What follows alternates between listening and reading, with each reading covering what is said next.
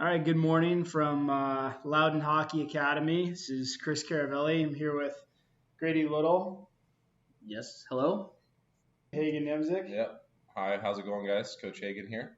We're coming to you from Ion today. We're going to be talking a little bit about hockey and providing different insights into training techniques, physical and mental, highlighting what junior, college, pro athletes and specifically hockey players do on and off the ice, what their routines are like. We're going to be interviewing some pro players and instructors. We're going to give a little bit of background on ourselves just so you kind of know who we are. We'll go from there. But as Chris introduced, I'm Grady Little. I am the Director of Recruiting and Programs at Ion International Training Center and head coach and lead instructor with the Loudoun Hockey Academy. I have about 12 years of behind-the-bench coaching experience at this point, probably about the same as doing skill instruction with groups, doing clinics, camps, all that fun stuff as well. Hagen, take it away. Well, thanks, Grady. As Chris introduced, my name's Coach Hagen Nemzik. I'm the Director of Coaching and Player Development at the Ion International. I'm also a lead instructor for Loudoun Hockey Academy.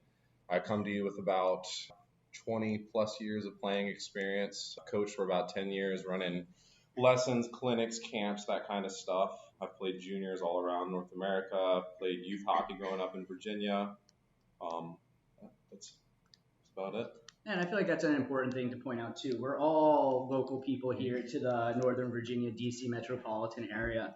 So it's kind of a unique insight as to that we can provide as well with our experiences of growing up in this area, playing for multiple, for the different youth hockey programs in the area. And then, trying to make the next step, progressing out of hockey in Northern Virginia to try to make that next step. So we look forward to sharing all that insight with you. And really kind of giving you an in-depth look from the eyes of somebody that's been there before. Yeah, thanks, guys. And I'll give you a little bit of background on myself, Chris Caravelli. I'm the hockey director at Ion International Training Center. I work alongside Grady and Hagen on a daily basis. Lucky you. Lucky me. I don't know if I'd say lucky, but no, I am lucky. I'm really lucky to have these guys to hang out with and to coach with. They're very good at what they do. So I've played hockey locally. I played youth hockey in the metropolitan area, DC. Played junior hockey. I've coached for 17 years. I coached behind a bench for about 14. Do individual lessons, group lessons with these guys on the ice with Hagen and Grady. We train players of all ages. We've trained 2-year-olds how to skate. We've trained 80-year-olds how to play hockey. So got a pretty big range of teaching experience from an age perspective and a level perspective. We've all had coaching stints with college players. We've coached players in their youth that now play college and pro hockey. We've all had a hand in coaching players that are in pro levels now. So it's nice that we have that wide range. We can offer a lot of different perspectives on the game. I'd like to introduce you to our first guest. He played 1 year in the USHL, followed by 3 years in the OHL. I believe that would make you start in junior at, 15 years old in the USHL, before making, like I said, that jump to the OHL for 3 years, after which he was drafted 80th overall in the 2000 NHL draft. Afterwards, he spent multiple seasons in the AHL, the ECHL, and most recently spent the past 2 seasons with Klagenfurt in the Austrian Hockey League over in Europe. But without further ado, I'd like to introduce Adam Comrie. Adam, thank you for joining us on our podcast. Welcome. Hey guys, thanks for having me. Absolutely, buddy.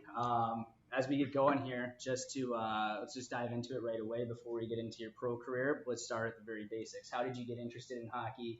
Was it something you were born with? Did you kind of just see it and develop the interest and just develop the passion from there? Kind of walk us through your initial interest in the game and how you got started playing. So, growing up in Canada, everyone picks up a hockey stick when they're a kid, and their idols are NHL stars. And so I grew up with a stick in my hand, and that was kind of everything we did. And I just became a fan of the game and loving to be outside with my friends playing hockey in the summer on the street and in the winter at the pond. So you said, the NHL guys, there were guys you always looked up to and your heroes. Who were a few of those guys that as a kid you looked up to, you loved to watch, and really kind of inspired you to get out there and try things, with your stick and puck out there on the pond, wherever you were? Well, I'd say Nicholas Lindstrom was definitely somebody that I looked up to, especially as a defenseman. He was just big, mobile, fun to watch. Yeah, he was somebody that played the game right, smart, good leader, everything that you aspire to be when you're a kid. So you said you started kind of watching hockey, and then you developed the interest, got your stick, and would go out there with your friends. Is that kind of where you started developing the base for your skills? I think you can attest to all the times we spent outside passing pucks, saucing pucks, breaking things in our parents' garages or outside the garage or shooting at cars and everything in between from, just shooting to playing one-on-one to somebody strapping on the pads or, it's just being out there with your friends and having fun and doing the repetitions. Absolutely. And just for a little bit of background here, Adam and I are very close friends, and I think we've known each other since really the day that he moved down here to Virginia. When he says that, I can attest to being outside playing the street hockey. That used to be something we used to always do when we were younger, and we still do today. We still find ourselves going outside with a stick and a ball, passing it around, trying new things, just kind of spitballing ways that we can teach different skills to kids, etc. But yeah, it's something you can never grow out of. And personally, I think in my experience that growing up, in the Northern Virginia area, not having the access to play pond hockey and not really having the unlimited ice time that a lot of other kids have, I just spent a lot of time in my basement stick handling, out in my driveway, pretending it was Game 7 of the Stanley Cup. Chris Hagen, did you guys do anything like that as well? Oh yeah, all the time. Right. Pretty much every Awesome. night I'd go downstairs in my basement, I'd stick handle, I'd watch TV, I'd watch hockey games, watch what guys like Yzerman and Sakic and Gretzky and those guys would do. I try and emulate that. I mean, what a golden era though in leadership, like in that era of the NHL, right? Think about it. Like you have Sakic and Yzerman playing at the same time, and they're facing off every year in the playoffs. Two of the greatest leaders in hockey history. What a fantastic time for hockey. I know I'm kind of going off topic here, but I love hearing these, who these guys looked up to as well. Personally, for me, I was a big Pavel Bure fan. Hagen, who are some of the guys that you looked up to as you were growing up?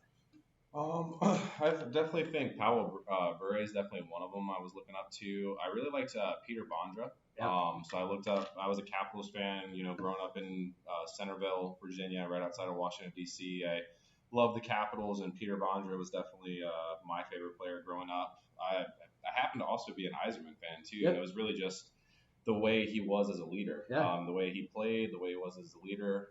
I'd have to say Bure, Yzerman, and Bondra were my three. That's a good call. I feel like Yzerman's kind of one of those guys that they say a great leader is never going to make somebody else do something he wouldn't be willing to do himself, right? I feel like Yzerman's a prime example of that. And that's a good call on Bondra as well. Being for anybody from the DC area, that was kind of our first real sniff of a superstar before the Ovechkin era. That's the best we had. He was fantastic. But Ovechkin just kind of overshadows him. But that's a good recall. He was the guy that everybody locally looked up to and wanted to be. But Adam, let's go back a little bit more into your youth hockey experience. So now you told us that you got the interest, the bug kind of bit you, and so now you're outside playing street hockey. You're getting on the pond. When did you start playing youth hockey, and what was that experience like? Was that still in Canada where you started playing, or is that when you got back down here to Virginia? Yeah, so I started my youth hockey in Canada with my friends, and then when I moved here, I continued that. I think it was 2 years later when I started youth hockey. I came to Northern Virginia, and it's funny that you guys were talking about how you're shooting pucks in your basement. I went from shooting pucks outside and on a pond in Canada to shooting pucks in my basement here too. So I guess we all do the same thing. And so coming here, you kind of see the difference between hockey. It was so new. There was only one rink in the area, not enough ice time for the whole area, but it was just So how was that move? Like how did you take it as like a hockey player? Did it kind of rejuvenate your interest? Were you like, oh man, like I don't know if I'm as into this now? Because again, you're coming from a hockey hotbed where, like you were saying, you could go outside on the pond really anytime you wanted, and then coming down here, you're all of a sudden at the liberty to just be kind of enclosed in your basement, and that's kind of the best training you get. So what was that like for you? Did you kind of adapt your own kind of at-home training once you made that move down here and you didn't have the ice availability that you once did? Kind of talk to us a little bit about that. Yeah, so not having the ability to go on the ice as much and practice as much, I would spend time on my rollerblades. I'd spend time in my basement shooting pucks. I'd kind of just be on my own, learning the game and stick handle, make drills until I couldn't anymore, until mom's yelling. I would just shoot downstairs for hours. Right, of course. And not worry about eating food, and just if I wanted to hit the post 10 times, I wouldn't stop until I hit the post 10 times or hit the bucket 10 times or whatever number I put in my head or whatever objective I had to complete it before I went and ate. Right, of course. So I know we just kind of jumped into your transition and your move from Ottawa down to the DC area here. But in doing so, to backtrack a little bit before that, talk to us a little bit about like your first couple of years playing with a youth hockey club in Canada. I think hockey has changed so much in terms of getting on the teams and such in the past 20 years. So obviously it's changed in itself. Right. But at that age, you kind of just throw your stuff on, join a team, and you just play. And I remember coming here and we had the initiation where you had to learn how to skate first and transition into, passing a test sort of, Yep. and then you could be trying out for a team or placed on a team or whatever it is. Yeah, and so this is kind of like late 90s maybe we're talking, early 2000s, somewhere in that time frame we're talking right now, when all of us would have been youth hockey players, Chris and I, older than Hagen and Adam here. But, that's the way it used to be. There used to be a initiation program that would kind of be like your prerequisite into, house hockey, where you'd have to go, and I think that a lot of clubs still do it. I don't know if it's necessarily a prerequisite, but they make you go for a 10-week, 12-week class, whatever it is, once a week, and it's just going to be basic skills just to ensure that once you're able to, or after you complete the class, that you can make that transition into gameplay a little bit more seamlessly. But that's not what they do up in Canada. And do you think that has anything to do though with ice availability, that most kids up there already kind of have more of a base to start playing than would even here south of the Mason-Dixon line? Yeah, there's just more ice means more time to be there, learning and honing your skills, and being thrown into it, not having enough ice time to practice all your skills is going to be something that's going to force you to learn more and take that introductory to hockey, right? More or less. Like we kind of were talking about here, you got bit by the bug, developed the interest, started playing, joined team, league. So now take us through the next couple of years. What age are you at this point? What age did you really start playing on a team? I don't really remember my first team per se, if you mean playing cross ice or you mean full ice. Let's go with the cross ice. Did you do that too? Yeah, when everyone had to be the goalie for a game. Yeah, everybody had 1 week. Yep. Yeah. So I don't remember what age that was, and then that was probably my age. I think that's what we do down here. Is our 8 and under, at least at the house level. I don't know if travel level does the same. Yeah, usually at travel level, you kind of have set positions at that point. But in the house league here, back when I started, and this would have been early 90s, but you had to take, you played cross ice at Reston. So we didn't have borders at that point. So they take old fire hoses they got from the fire department and roll the fire hose across the blue lines to try to keep the pucks in. And then split the ice into thirds, and you'd have 6 teams playing at once. But every kid had to take a week and play goalie at one point when it was their turn in the rotation. It was actually pretty cool. I learned pretty quick that I was not cut out to be a goalie. Chris, did you ever play? Did you play mites like that and have that same experience? You and I probably played against each other with mites. Yeah, right. I used to play wrestling a long time ago. Yeah, and you're right. It was the early 90s. Yeah, everybody played goal. I actually played goalie for a couple of years. Did you really? Actually, yeah, a couple yeah, of years? I did. I think from 8, I think I was 8 when I started, and maybe like around 12, 13 when I stopped playing goalie. Yep. But I also skated out. Like I played defense, I played offense, I kind of did everything. And then I played roller hockey on a team, so I sort of played all the positions. And I mean, I think on the ice initially I liked goalie the best, but as I got older and players got bigger and better, I liked it less and less because I got scored on a lot. Hagen, do you have any experiences from that? What was your Might experience like going back a ways? Well, it was at Reston as well, mid '90s. I want to say like started playing ice when I was 8. I was a roller hockey player from 4 to 8, then I started playing ice. I did the cross ice for a season. I think I played a week of goalie as well. I don't really remember the week of goalie as much, but I definitely remember playing cross ice. 2 minutes, rotating shifts. Yeah. You can score as many times as you possibly can in one shift. Yep. Those were fun days. Yep. Definitely. Exactly. But anyways, let's get back to Adam here. So you just played a season of Might hockey, and then so I know again, like I've said, you and I go back a long time. We've been very close friends for a very long time. So I know that you have an incredible athletic skill set just naturally built in. I know you pick things up very quickly. So for you, was hockey kind of that same way? Yeah, I was thinking about this the other day, and I think we talked about when we were on the ice about our outside edge stopping. That was easier for you because of the way you're built. Mm-hmm. But when I was a younger kid, I was like, oh, this is hard. Not everything was that easy, so you have to work on it. Right. Just like, everything pretty much comes pretty natural athletically for me, but some things are harder than others. And I think the most important part is work on those things that you don't like to do because you're not good at them. Right. And I think a big thing is 2 things would be your outside edge work and also backhand shooting. Right. And literally, we were talking about that 2 days ago, right? That's a skill that, whenever you're messing around on the ice, you get out there and you're always just kind of ripping snapshots, trying to see if you can go bar down, whatever it is. And then we got out there and we were messing around a little bit. And he came up to me and you're like, yeah, backhand shots hard. I don't think anybody really ever practices backhand shots too much. And I got to thinking about it. I was like, yeah, I think you're right.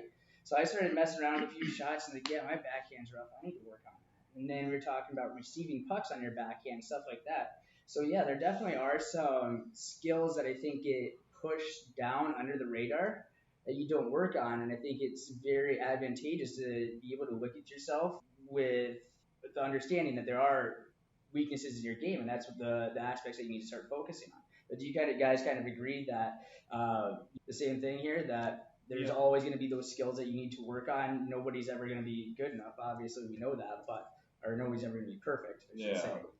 There's always going to be those skills to work on. Yeah, I mean, I think you guys nailed it too. I mean, from my personal experience with the game, I think outside edge and backhand shooting, receiving passes on your backhand, definitely some of the most important skills that get kind of, I'd say, like pushed under the table, so to speak. It's definitely something you want to develop. I have to say, with most skills, especially with skating, because, I like to work on stick handling and skating a lot. I'd have to say skating, just about any skill that you do at one point that feels uncomfortable is definitely a sign that you need to keep working on it.